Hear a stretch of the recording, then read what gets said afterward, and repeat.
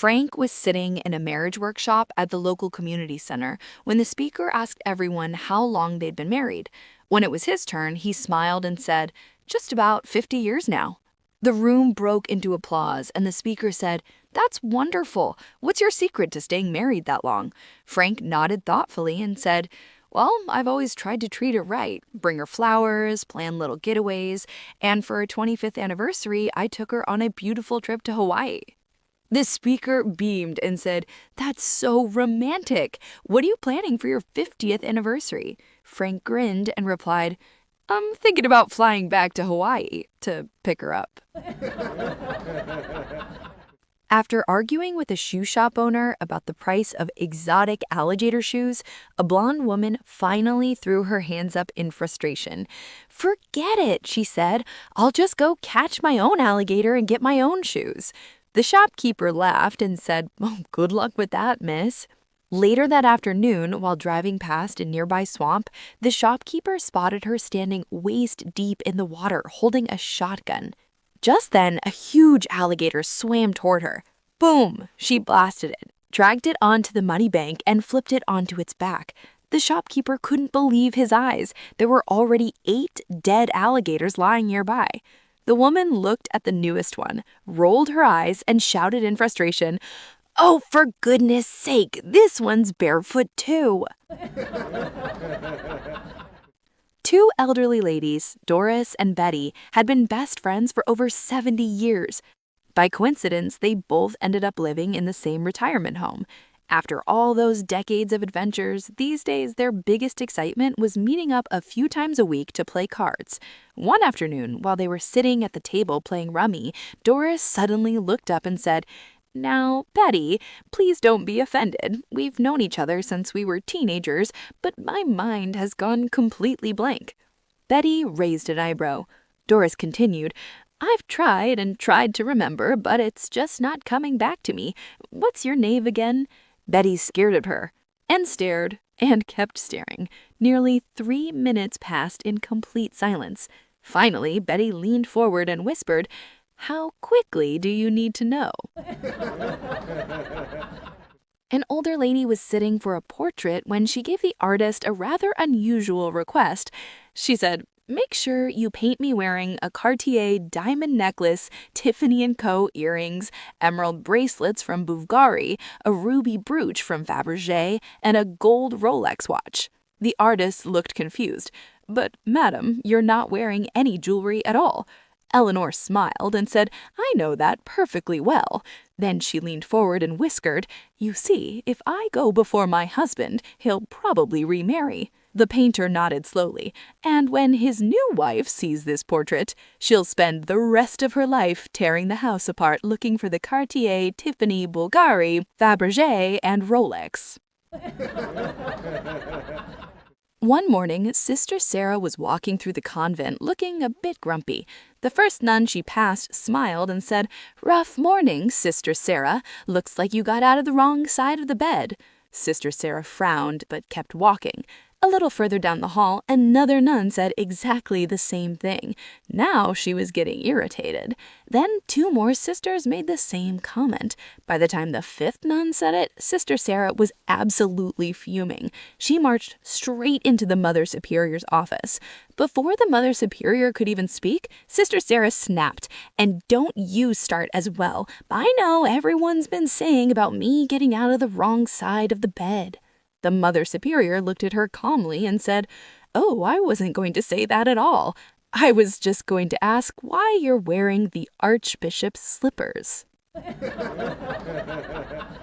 A woman was flying down the highway in her bright little sports car when she got pulled over by a police officer. The officer walked up and said, "Ma'am, could I see your driver's license, please?" The woman started rummaging through her handbag, getting more and more flustered. After a minute, she looked up and asked, "Remind me, what does a license look like again?" The officer said, "It's usually a small square card with your photo on it." The woman kept digging through her purse until she finally pulled out a small mirror. She looked at it quickly, then handed it over. "Here you go." The officer looked at the mirror, paused for a moment, then handed it back. "Oh, my mistake," she said.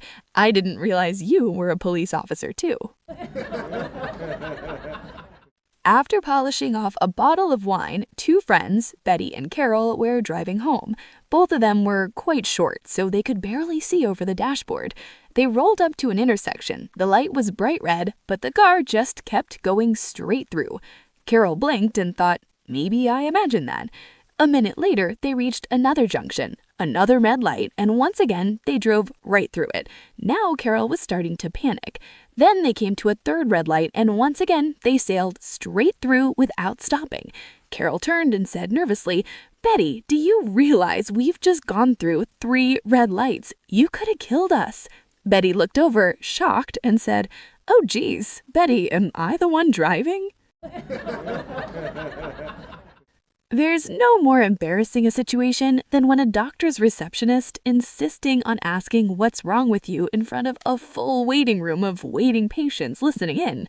Well, this 65-year-old gentleman had the perfect response. He walked in, stepped up to the desk, and she asked, "What are you seeing the doctor for today?"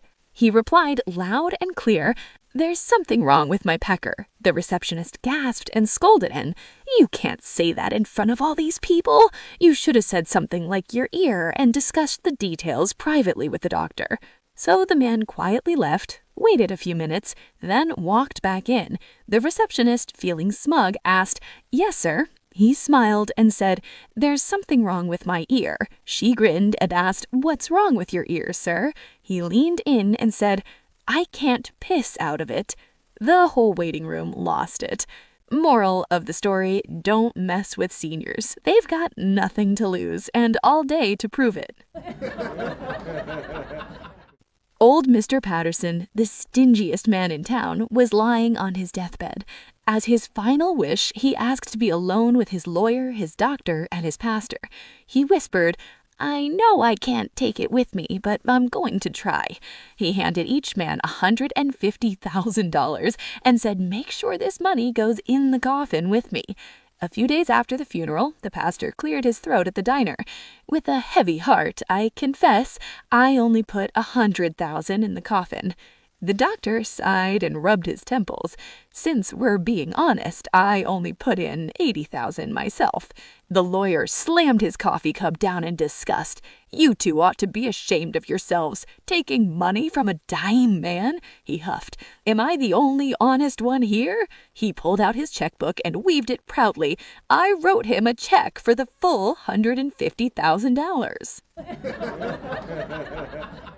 A blind gentleman walks into a small-town diner, takes a seat at the counter, and starts chatting with the waitress while sipping his coffee. After a moment, he smiles and says, "Say, would you like to hear a joke about blondes?" The waitress leans in and lowers her voice. "Before you do, you should know something. I'm blonde," she says calmly. "The lady pouring coffee at the end of the counter is blonde too. The blonde by the window is a retired Marine, and the blonde next to her is a former pro boxer. And the blonde at the corner table, she just got out of county jail for roughing up her ex-husband. So, do you still want to tell that joke?" The blind man thinks for a second, shakes his head, and mutters, "Nope, not if I'm going to have to explain it 5 times. Yesterday, my daughter-in-law once again asked why I don't do something useful with my time. Talking about my free time seems to be her favorite hobby. She said she was just worried about me and suggested I go down to the local senior center and socialize with the fellas. So I did, and when she came over the next day, I decided it was time for Mind Your Own Business Lessons 101. I casually told her I had joined a parachute club. She gasped and said, "Are you serious? You're almost 72 years old and you're planning to jump out of airplanes?" I proudly showed her my brand new membership card. She squinted and said, "For heaven's sakes, where are your glasses? This is a membership to a prostitute club, not a parachute club." I said, "Well, that explains a lot because I signed up for 5 jumps a week." She nearly fainted right there in the living room. Growing older isn't always easy, but it sure helps to keep a sense of humor. There was a quiet fellow sitting at a neighborhood tavern enjoying a soda and minding his own business when a huge, rough-looking biker storms in and, wham, knocks him right off his bar stool onto the floor. The biker sneers and says that was a kung fu strike from China. The little fellow thinks, good grief, but he climbs back onto the stool and goes back to his drink. A moment later, wham, the big guy knocks him down again and says that was a judo move from Japan. Now the little fellow has had enough. He stands up, dusts himself off, and quietly walks out. About an hour later, the little fellow comes back. Without a word, he walks up behind the big biker and bong, drops him flat off his stool, completely knocking him out cold. The little fellow looks at the bartender and says, when he wakes up, tell him that was a crowbar from Home Depot. A little dwarf lady walks into her doctor's office complaining about an irritated crotch. After a thorough examination, the doctor says, I don't see any obvious problem. Does it get better or worse at any time? She replies, oh, it's really bad whenever it rains. Well then, the doctor says, next time it rains, come in right away and we'll take another look. 2 weeks later, it's pouring rain, and the little lady rushes into the doctor's office. Doctor, it's really bad today. Please help me. All right, let's have a look, he says, lifting her onto the examination table. Oh yes, I think I see the problem. Nurse, bring me a surgical kit. Don't worry, ma'am, this won't hurt a bit, he reassures her. The dwarf lady closes her eyes, bracing for the worst. The doctor starts snipping away and finishes a few minutes later. There you go, ma'am. Try that out, he says. She walks back and forth around the office, beaming. That's great, Doc. What did you do? The doctor replies with a grin, I just took a couple of inches off the top of your rain boots. In the days leading up to Christmas, everything started going wrong for Santa. First, 4 of his best elves came down sick, and the trainees just couldn't keep up. Toy production slowed to a crawl, and Santa felt the pressure building. Then Mrs. Claus mentioned, ever so casually, Santa, my mother is coming to stay with us for the holidays. That didn't help his stress one bit. When Santa went out to harness the reindeer, he discovered that 3 were about to give birth and 2 had jumped the fence and wandered off into the snow somewhere. Trying to stay calm, Santa began loading the sleigh, only for one of the floorboards to crack in half and sending the entire bag of toys tumbling to the ground and scattering everywhere. Fed up, Santa stomped back inside for a cup of apple cider with a little rum. But when he opened the cupboard, he found that the elves had drunk all the cider and hidden the liquor. He sighed, reached for another jug of cider, and promptly dropped it, shattering it into 1,000 pieces across the kitchen floor. He went to grab the broom, only to discover that the mice had chewed all the straw off the end. At that very moment, the doorbell rang. An exhausted, irritated Santa yanked the door open, and there stood a little angel smiling from ear to ear, holding a giant Christmas tree. With the brightest voice imaginable, the angel chirped, Merry Christmas, Santa! Isn't it a wonderful day? I brought you this beautiful Christmas tree. Now, where would you like me to stick it? And that, my friends, is how the tradition of putting the little angel on top of the Christmas tree began. After 30 years working behind a busy city bar, Dave decides he's had enough. He sells everything and moves to a quiet cabin on 60 acres in the Alaskan wilderness. For nearly 6 months, he sees no one at all. Then one afternoon, there's a knock at the door. A giant, shaggy-bearded man stands there and says, Howdy, my name's Eric. I live about 35 miles down the trail. I'm throwing a little get-together this Friday night around 6. Thought you might want to come. Dave smiles. Sure, that sounds great. Eric turns to leave, then pauses. Fair warning, there'll probably be a fair bit of drinking. Dave laughs. That's fine. I spent 3 decades in bars. Eric nods. Could be some fighting, too. No worries, I can handle myself. Eric scratches his beard, and there might be a little wild behavior before the night's over. Dave grins. Well, this party keeps sounding better. Then Dave asks, So, what should I wear? Eric shrugs. Doesn't really matter. It's just gonna be you and me. A slick politician in a $5,000 suit rolled into a tiny, dirt-poor village in a convoy of black SUVs. The election was only days away, and his advisors said the couple of hundred votes from this forgotten little town might decide the result. He gathered the villagers and shouted dramatically, My friends, I can see you've suffered long enough. Today I'm here to grant you 2 wishes, anything you want. Don't worry about the cost. I'll take care of everything. The village elder stepped forward. Well, sir, our first wish is for a proper hospital. Our people are sick, and the nearest one is a 2-day drive away. Say no more, the politician said confidently. He pulled out his shiny iPhone, held it to his ear, and started pacing importantly. Hello, get me the health minister. Yes, I am in the village now. Cancel that stadium project. I want a 5-story hospital built here within a month. Yes, 1 month. The best doctors, the best equipment, spare no expense. He buttoned the end of the call theatrically, wiped his brow, and smiled proudly. There you go, hospital sorted. Now tell me, what's your second wish? The villagers looked at each other. Then the elder spoke again. Well, sir, our second wish is simple. Why's that? The politician frowned. Because there hasn't been any signal here for the last 20 years. A postman had been delivering letters all day in pouring rain. By late afternoon, he was soaked, muddy, and exhausted. He had just one final letter left, but unfortunately, it was 2 miles down a narrow country lane.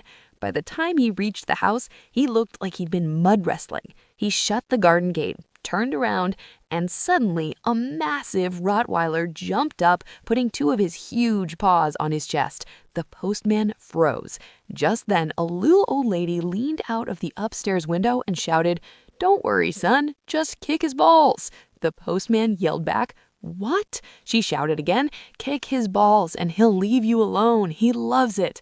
Now, the postman was wearing heavy, size 12 steel toe boots, the proper military kind. So he took a step back and whack, booted the dog square between the legs. The dog let out a terrible howl, took a step back, and growled angrily at the postie. The old lady screamed, "You're in big trouble now." The postman gasped, "Why? You told me to kick his balls." The old lady sighed. "It says you only kick his toys off the lawn beside you." The whole family sat in the hospital waiting room, staring at the clock and whispering nervously. After what felt like forever, the doctor finally walked through the doors. "Well," he said, clearing his throat, "I've got good news and bad news. The bad news is his brain isn't working anymore, but the good news is there's a brand new brain transplant procedure." The family leaned in as he continued. "Unfortunately, it's expensive and insurance doesn't cover it yet." One of the sons spoke up. "How expensive are we talking, Doc?" The doctor adjusted his glasses. "It's $15,000 for a man's brain and $3,000 for a woman's brain." The room went quiet for a moment. A few of the men tried and failed to hide a little grin. Finally, one of the grandsons couldn't help himself. "Why is the woman's brain so much cheaper?" The doctor smiled and shrugged. "Standard pricing. We have to charge less for the female brain simply because they're used." A bargain basement magician lands a steady job performing on a small Mississippi River cruise out of Branson, Missouri. The money's decent, the buffet is endless, and the mostly retired crowd loves his well-rehearsed card tricks and vanishing scarps. It's an easy life, 2 shows a day and back to the carving station before it closes. The only problem is the cruise director's loud-mouthed parrot, who sits in the front row every night. After years of watching the act, the bird has figured out every trick and blurts out the secrets mid-show. "That deck's stacked," squawks the parrot. "The dove's in his sleeve." The audience roars with laughter, and soon they're not coming for magic at all. They're coming to watch a gray-haired illusionist get roasted by a green bird twice a day, 7 days a week. The illusionist's pride sinks lower than the dinner cruise's early bird special. Determined to reclaim his dignity, he announces a brand new grand finale involving fireworks and a ring of southern fire. On opening night, a spark jumps where it shouldn't, and a series of explosions tears through the old riverboat. Within minutes, the proud paddle wheeler is at the bottom of the Mississippi. At sunrise, there's nothing but open water and a single chunk of floating debris. The illusionist clings to one end, soaked and fuming, while the parrot perches silently on the other. They glare at each other for 2 long days. On the 3rd morning, the parrot finally sighs, "All right, I'll admit it. That one fooled me. So where'd you hide the boat?"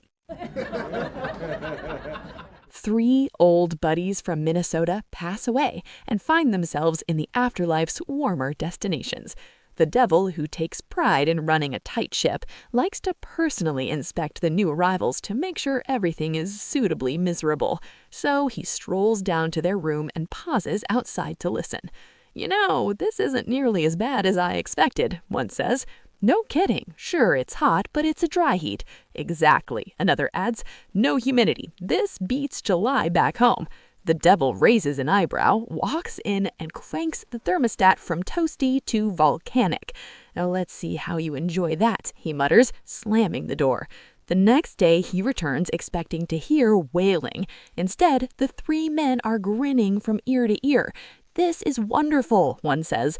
"All the mosquitoes are gone," says another, "and my arthritis has never felt this good in years." Now the devil's irritated. "Fine," he growls, "if heat won't do it, let's try cold." He spins the dial down to 50 below and leaves them shivering in what should be misery. At 2 in the morning, one of his assistants calls in a panic. "Sir, the 3 men are celebrating." "Celebrating?" the devil roars. He storms back down the hall and bursts into the room. The 3 Minnesotans are cheering, hugging, and high-fiving like they just won the lottery. "What is wrong with you?" the devil shouts. "You're frozen solid. This is supposed to be punishment." One of the men beams. "Don't you see? Hell froze over, which can only mean one thing. The Vikings finally won the Super Bowl." A pastor is sitting in his small-town church office when a fellow comes in and asks to confess his sins. "Well now, son," says the pastor, "have a seat and tell me what's on your heart." "Pastor," the man begins, "on Monday I was over at my girlfriend's house. We were alone, the place was empty, and I gave in to temptation." The pastor sighs gently and says, "We all stumble, son. Say a few prayers and ask the Lord's forgiveness." "But it didn't stop there," the man continues. "On Tuesday I went back, and she was out with her friends. The only one home was her sister, and we were alone, and I sinned again." The pastor clears his throat. "You must be stronger than that. Say 10 prayers this time." "And on Wednesday," the man says, "I stopped by again. She wasn't home, just her mother, and, well, I messed up again." "Good heavens," the pastor mutters. "You really need to work on your self-control." "Thursday I went over and only her aunt was there," the man says. "Friday it was her grandma." The pastor is now staring at the ceiling.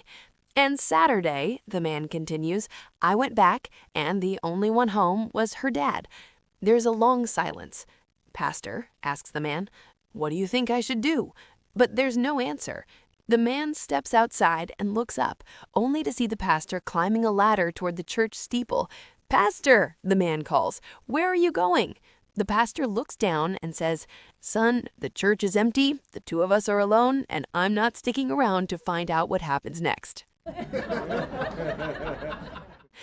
Early one morning on the Florida coast, a state wildlife officer spotted an older gentleman strolling along the pier with a big bucket of blue crabs. The officer flashed his badge and said, "Sir, taking crabs out of season is illegal. You could be facing a hefty fine." The gentleman smiled and replied, "Oh no, officer, these aren't for eating. They're my pets. Every morning I bring them down here for a little swim, then I clap my hands and they hop right back into the bucket." The officer raised an eyebrow and said, "All right then, let's see it." So the man tipped the bucket over and the crabs scattered into the water. They stood there quietly for a few minutes, watching the waves roll in. Finally, the officer said, "Well, go ahead and call them back." The old fellow looked at him and said, "Call back who?" The officer frowned. "Crabs. What crabs?" He blinked and said, "Crabs? What crabs?" Cinderella, now 92 years old and long widowed, sat in her rocking chair on the porch of her old southern mansion. A tabby cat purred softly in her lap as she watched the sunset. Out of nowhere, in a shimmer of light, her old fairy godmother appeared. Cinderella nearly dropped her iced tea. "Well, I'll be. Where have you been all these years?" she asked. The fairy godmother smiled warmly. "Cinderella, you've lived a good, decent life," she said. "You loved your husband, raised your family, and never harmed a soul. So I'm here to grant you 3 wishes." Cinderella thought for a moment, tapping her fingers on the armrest. "Well then, I suppose I'd like to be rich." In an instant, the porch filled with stacks of cash and sparkling jewels. "Done," said the fairy godmother. "And your second wish?" "I'd love to be young again," Cinderella replied. Suddenly, her gray hair turned chestnut brown, her back straightened, and her wrinkles faded away. "Granted," said the fairy godmother. "One final wish?" Cinderella glanced down at her cat and smiled. "I want my sweet little cat to turn into a handsome young man." With a flash of light, the fairy godmother vanished. The cat leaped to the floor and transformed into the most striking man Cinderella had ever seen. He looked even better than her late husband ever did in his prime. He stepped closer, took her hand gently, and leaned in with a slow grin. In a smooth voice, he whispered, "Bet you're wishing you hadn't had me fixed now, huh?" A retired fellow is out on his little fishing boat one sunny afternoon, drifting across the lake with a bucket full of fresh-caught bass at his feet. A game warden motors over and ties up alongside him. Spotting the bucket, he says, "Sir, I'll need to see your fishing license." The old gentleman smiles and says, "Oh, I don't need a license." The warden raises an eyebrow. "You most certainly do. I can see you've been fishing. You've got live fish right there in that bucket." The man shakes his head. "No, sir, those aren't fish I caught. Those are my pet fish. I bring them out here for a little lake time." "Pet fish?" the warden repeats. "Absolutely," the man says proudly. "I let 'em out so they can swim around for exercise, and when I whistle, they hop right back into the bucket. Smartest fish you ever saw." The warden folds his arms. "I've been doing this job for 30 years, and that's a new one. Go ahead, let's see it." The old man calmly dumps the entire bucket of fish into the lake and leans back in his seat.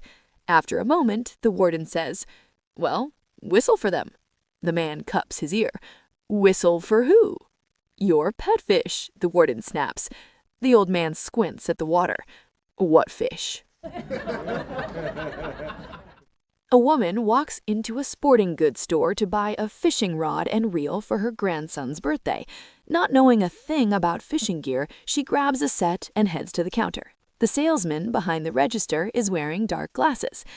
She says, "Excuse me, can you tell me anything about this rod and reel?"